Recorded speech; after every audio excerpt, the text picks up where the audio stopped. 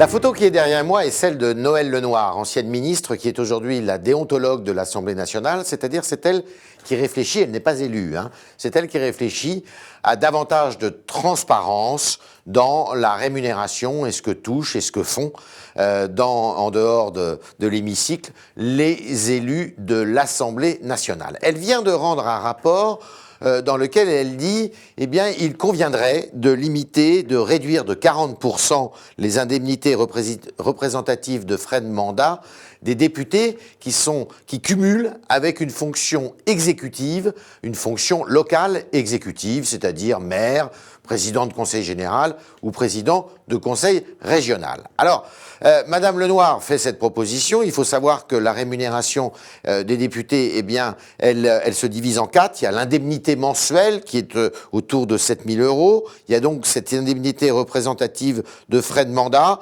c'est-à-dire pour payer des loyers, des frais de réception, c'est autour de 5 700 €. Il y a quelques avantages dont il dispose par mois. Il y a aussi, eh bien, ce qu'on appelle la réserve parlementaire. Et c'est ça que je voudrais poser à Noëlle Lenoir.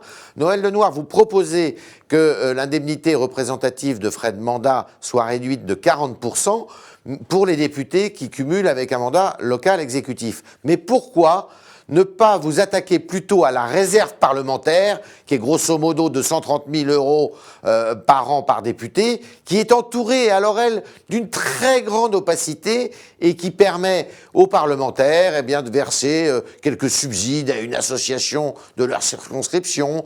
Enfin, tout ça n'est pas très clair et je demande à Noëlle Lenoir de nous dire pourquoi elle n'a pas voulu eh bien, faire quelques propositions là-dessus. Noëlle Lenoir, répondez-moi.